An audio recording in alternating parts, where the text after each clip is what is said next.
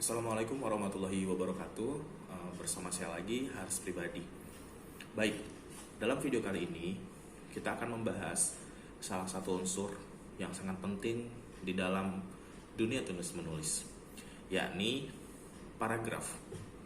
Di dalam video ringkas ini kita akan membahas apa itu definisi paragraf, bagaimanakah strukturnya, serta bagaimana para pakar membagi paragraf.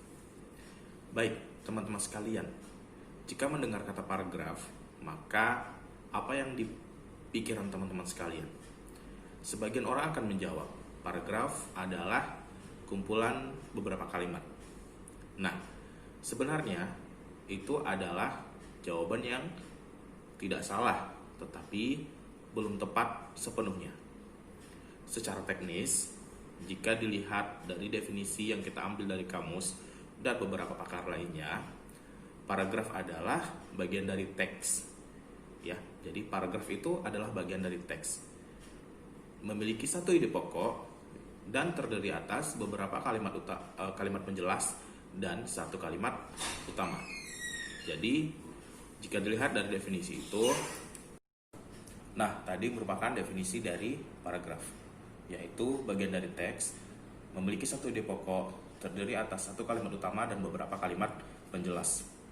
Dari definisi itu, dapat dikatakan bahwa dalam satu paragraf minimal terdapat 3 kalimat.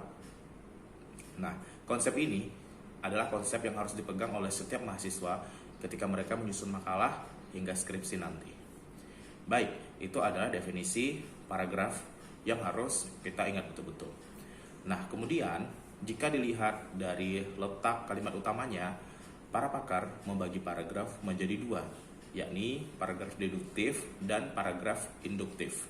Apa perbedaan antara paragraf deduktif dan paragraf induktif? Paragraf induktif adalah paragraf yang kalimat utamanya berada di awal paragraf.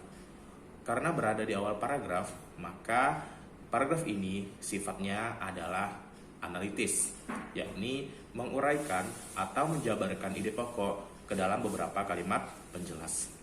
Nah, kebalikannya adalah paragraf induktif yang sifatnya sintesis. Karena sifatnya sintesis ini, maka kalimat utama di dalam paragraf induktif berada di akhir kalimat. Maksud saya berada di akhir paragraf dan didahului oleh beberapa kalimat penjelas. Nah, jika dilihat dari letak kalimat utama, paragraf dibagi menjadi 2, yaitu paragraf deduktif dan paragraf induktif. Selanjutnya, jika dilihat dari cara penulisan, paragraf dibagi menjadi 5. Yang pertama adalah paragraf narasi. Salah satu ciri yang paling menonjol dari paragraf narasi adalah adanya alur waktu. Kemudian adalah paragraf eksposisi. Ciri yang paling menonjol dari paragraf eksposisi adalah penalaran analitis. Kemudian yang ketiga adalah paragraf deskripsi. Ciri yang paling menonjol dari paragraf deskripsi adalah adanya penggambaran secara empiris atau inderawi. Yang keempat adalah paragraf persuasi. Nah, ciri utama dari paragraf persuasi adalah adanya upaya agar seseorang melakukan tindakan atau aksi. Nah, yang kelima adalah paragraf argumentasi, yaitu yang berisi opini. Nah, kemudian muncul satu pertanyaan. Apakah kelima paragraf itu boleh digabungkan di dalam satu naskah, termasuk juga paragraf induktif dan paragraf deduktif? Jawabannya adalah bisa.